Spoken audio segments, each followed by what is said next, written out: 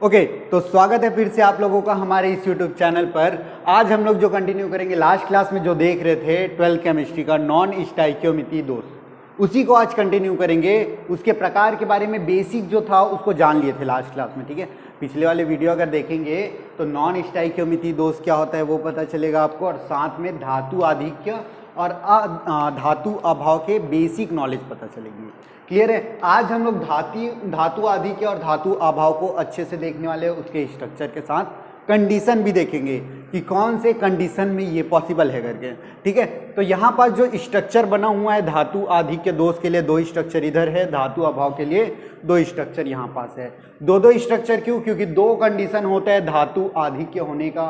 अब वापस से एक बार पुरानी वीडियो देखिए। धातु आधिक्य का मतलब आपको समझ आएगा धनात्मक आयन जो होती है उसका ज्यादा होना, और धातु अभाव का मतलब होता है धनात्मक आयन का कम होना। क्लियर है। अब हम लोग ये बेसिक जो स्ट्रक्चर होता है, एक्चुअल स्ट्रक्चर होता है, उसके बारे में देख लेते हैं। यहां पर जो ब्लैक कलर का जो दिखाई दे रहे हैं वो है हमारा धनात्मक आयन, और जो ब्लू कलर में दिखाई देगा वो क्या है? पूरे में ऋणात्मक आयन है। काउंट करके देखो तो टोटल यहाँ पास धनात्मक आयन की संख्या कितनी सारी है, तो देखेंगे 1 2 3, 3 दूने 6, 3 4 9, 4 8 4 12, टोटल कितना हो गया? 1 2 3 4 5 6 7 8 9 10 11 12 13 14 15 16 17 18 19 20 21 ये है धनात्मक आयन। और ऋणात्मक आयन की बात करते हैं तो ब्लू कलर का काउंट करेंगे 1 2 3 4 5 6 7 8 9 10 11 12 13 14 15 16 17 18 19 20 21, ये भी 21 ही है, दोनों 21 है। मतलब इसमें अभी कोई भी प्रकार का दोष नहीं है। वैसे ही यहाँ पास भी काउंट करेंगे तो धनात्मक और ऋणात्मक इक्वल ही आएगा, दोनों में कोई दोष नहीं है। अभी दोष के बारे में बताएंगे कि दोष कैसे होगा। यहाँ पास भी अगर काउंट करेंगे धनात्मक और ऋणात्मक में तो आपको कोई भी दोष दिखाई नहीं देगी। लेकिन अब धातु आधिक्य दोष का मतलब क्या होता है? जब किसी क्रिस्टल जालक, जैसे ये दिखाई दे रहे हैं, क्रिस्टल जालक में धनात्मक आयनों की संख्या ज्यादा हो जाती है ऋणात्मक आयनों की संख्या से, तो उसे धातु आधिक्य दोष कहते हैं। लिख लेंगे आप। क्या होता है? जब किसी क्रिस्टल जालक में धनात्मक आयन की संख्या ऋणात्मक आयन की संख्या से ज्यादा होता है तो उसे धातु आधिक्य यानी मेटल एक्सेस डिफेक्ट कहते हैं। परिभाषा में कोई दिक्कत नहीं है, बस धनात्मक आयन ज्यादा होना चाहिए। अब ज्यादा कैसे होगा? देखो, ज्यादा होने की दो पॉसिबिलिटी है। कंडीशन 1 यहां पास, कंडीशन 1 में हम लोग क्या देखेंगे? यहां पास कोई एक ऋणात्मक आयन अपनी जगह को छोड़कर चला जाएगा, जैसे ये वाला हो गया, अपनी जो जगह को छोड़कर कहीं दूसरे जगह बाहर में चला गया। तो यहां पास अब टोटल काउंट करेंगे तो धनात्मक आयन तो 21 है, लेकिन ऋणात्मक आयन कितना हो जाएगा? 20 हो जाएगा। तो यहां पास धनात्मक आयनों की संख्या बढ़ गई, इसी को बोलते हैं धातु आधिक्य दोष। लेकिन इस पूरे स्ट्रक्चर में देखेंगे तो जो चार्ज है, आवेश जिसको बोलते हैं, वो धनात्मक का ज्यादा और ऋणात्मक का कम है। और ये किसी भी क्रिस्टल में पॉसिबल है नहीं कि किसी में ज्यादा आयन हो और किसी में कम आयन हो। ऐसा मतलब धनात्मक आयन का अगर रेशियो देखेंगे धनात्मक ऋणात्मक का, तो दोनों इक्वल आना चाहिए। तो यहां पास इक्वल करने के लिए कोई दूसरा ऋणात्मक आयन के जगह एक इलेक्ट्रॉन प्रवेश कर जाता है, और ये जो जगह प्रवेश करता है इसको बोलते हैं एफ केंद्र, एफ सेंटर, इस नाम से जाना जाता है। अभी भी अगर काउंट करके देखेंगे इसमें तो धनात्मक आयन हमारे पास 21 है, और बी जो बी वाला ऋणात्मक आयन जो दिखाई दे रहे हैं वो 20 है। ये तो इलेक्ट्रॉन है और हम लोग इसकी बात कर रहे हैं, बी की बात कर रहे हैं। बी कितना है यहाँ पास काउंट करेंगे तो 20 है, ठीक है। तो ऐसे धातु ज्यादा हो जाता है। तो इसकी अगर थ्योरी लिखना चाहेंगे तो कैसे लिखेंगे? नियमित संरचना में से एक ऋणात्मक अपनी स्थान छोड़कर चला जाता है, जिसमें विद्युत उदासीनता बनाए रखने के लिए उसके स्थान पर इलेक्ट्रॉन प्रवेश करता है। इससे धनात्मक आयन वाले धातु का या परमाणु का संख्या बढ़ जाता है ऋणात्मक आयन वाले परमाणु से। बस इतना ही लिखेंगे। तो ये हमारा कंडीशन 1 हो गया। अब कंडीशन 2 क्या बोलता है? देखो,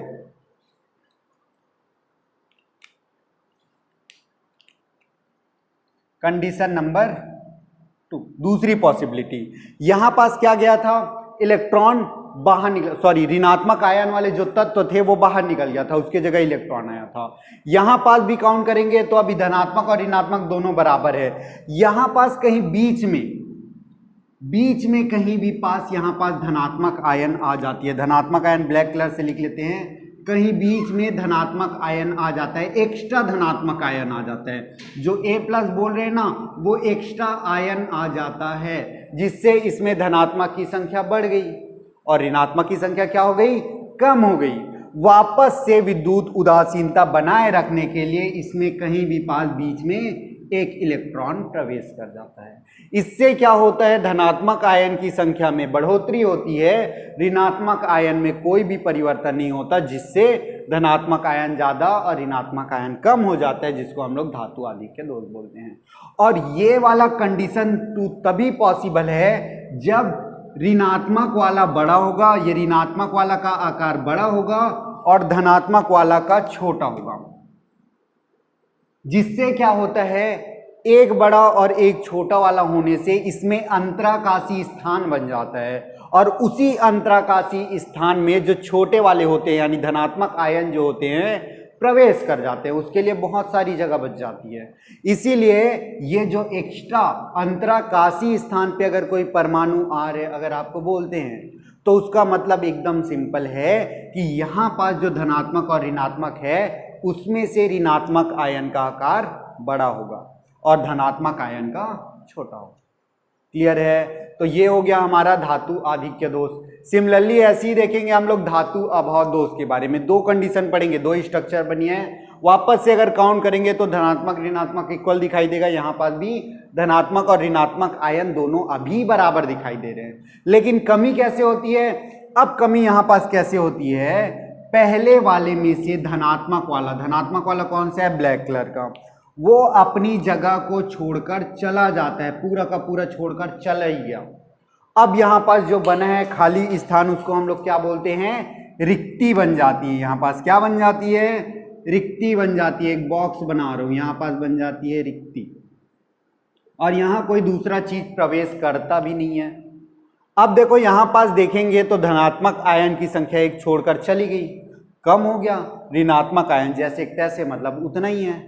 कम कौन हो गया, अगर दोनों को कंपेयर करेंगे तो धनात्मक आयन वाली जो परमाणु थी उसकी संख्या कम हो गई, जिससे इसको क्या बोलेंगे, धातु अभाव दोष। धनात्मक आयन का कमी धातु अभाव दोष कहलाएगा। क्लियर है ना? लेकिन वापस से विद्युत उदासीनता बनाए रखने के लिए यहां पास क्या होगा, कोई दूसरा चीज एक्स्ट्रा नहीं आता। हमारे पास जो दूसरा वाला धनात्मक है, जैसे ये वाला धनात्मक आयन कौन सा है, ये वाला जो दिखाई दे रहा है ना, कोई भी जगह धनात्मक आयन A+ दिखाई दे रहे हैं और यहां पास आ जाता है A2+। रुको, ये आपको दिखाई नहीं दे रहे, यहां पास जो ये पूरा शेडेड वाला ब्लैक कलर दिखाई दे रहा है, यहां चार्ज आ जाता है A2+। अब अगर आयन को अगर काउंट करेंगे तो ऋणात्मक आयन की संख्या जितनी है उतनी धनात्मक आयन की भी संख्या है। क्यों? क्योंकि यहां एक धनात्मक जाता है, उसके बदले में किसी दूसरे स्थान पर एक ज्यादा चार्ज आ जाता है, जिससे धनात्मक वाले चार्ज और ऋणात्मक वाले चार्ज दोनों इक्वल रहते हैं, जिससे विद्युत उदासीनता बनी रहती है। तो इसको कोई दिक्कत है नहीं, और दिक्कत है नहीं तो ये ऐसी रहेगा, यहाँ पास रिक्ति रहेगी। धनात्मक आयन वाले परमाणु की संख्या देखेंगे तो कम दिखेगा और ऋणात्मक आयन वाले परमाणु की संख्या देखेंगे तो ज्यादा दिखेगा। धनात्मक आयन की संख्या कम हुई, इसका मतलब धातु अभाव दोष होगा। क्लियर है ना? लिखेंगे कैसे? अब इसमें क्या लिखेंगे, जो नियमित व्यवस्था थी, नियमित ज्यामिति में से धनात्मक आयन वाले परमाणु अपने स्थान को छोड़कर चला जाता है और विद्युत उदासीनता बनाए रखने के लिए किसी दूसरे धनात्मक आयन की चार्ज यानी आवेश एक ज्यादा बढ़ जाता है, जिससे विद्युत उदासीनता बना रहता है और धातुओं में धनात्मक आयन परमाणु वाली कम हो जाती है, जिससे धातु अभाव दोष बनता है। क्लियर है? ये कंडीशन नंबर 1 हो गया। हमारा कंडीशन नंबर 2 यहां पास। अब इसमें क्या दिखाई देगा, ऋणात्मक आयन, वापस से धातु अभाव का मतलब धनात्मक कम होना चाहिए। क्लियर है? तो यहां पास ऋणात्मक बढ़ जाएगी तो ऋणात्मक आयन वाला एक्स्ट्रा यहां पास फिर से एक आ जाएगा। ये जो एक्स्ट्रा है वो क्या चीज है, ऋणात्मक आयन वाले कोई तत्व है, सेम तत्व जो है वही वाला तत्व है। अब इसको अगर काउंट करेंगे, पूरा धनात्मक आयन और ऋणात्मक आयन को अगर काउंट करेंगे तो ऋणात्मक आयन जो ब्लू कलर का दिखाई दे रहे वो एक ज्यादा दिखाई दे रहे, क्योंकि बीच अंतराकाशी स्थान पर एक आ गया, तो ये ऋणात्मक आयन यहां पास ज्यादा हो गया ना, एज कंपेयर टू धनात्मक आयन। ये इस प्रकार से धातु का अभाव होता है, यानी धनात्मक वाले आयन परमाणु जो थी उसकी संख्या में एक कमी हो जाती है। अब वापस से बात करेंगे इसमें विद्युत उदासीनता कैसे बनाए रखता है। ओके, तो विद्युत उदासीनता की बात करें, ये विद्युत उदासीन कैसे होता है, ऋणात्मक आयन वाले जो परमाणु है उसकी संख्या ज्यादा है और धनात्मक आयन वाले की कम है, तो यहां पास का फिर से एक कोई भी धनात्मक वाला कण कहीं से भी कोई भी एक जगह चार्ज बढ़ जाती है। अगर हम इन सबको A प्लस बोलते हैं तो यहां पास एक कोई भी इसमें से एक A2 प्लस हो जाता है, जिससे क्या होता है, यहां पास विद्युत उदासीनता बनी रहती है। अगर चार्ज की बात करें पॉजिटिव और निगेटिव चार्ज की, तो यहां पास भी positive charge equal to negative charge रहता है, जिससे ये विद्युत उदासीन रहता है। क्लियर है, तो यहां पास विद्युत उदासीन बनी रहती है, लेकिन ऋणात्मक आयन वाले परमाणु की संख्या एक ज्यादा रहती है, जिससे धनात्मक आयन कम हो जाएगा, और धनात्मक आयन कम होना ही क्या बोला जाता है, धातु अभाव दोष। क्लियर है, तो ऐसे करके आप धातु आधिक्य दोष और धातु अभाव दोष, मेटल डेफिशिएंसी, मेटल एक्सेस दोष के बारे में पढ़ेंगे। अब बात आती है इसकी अंतर के लिए, तो अंतर इसी में से जब वर्डिंग करेंगे, इसमें मैं आपको एक नोट्स प्रोवाइड कराऊंगा वीडियो के अंत में, वहां पास से आप दोनों में अंतर देखेंगे।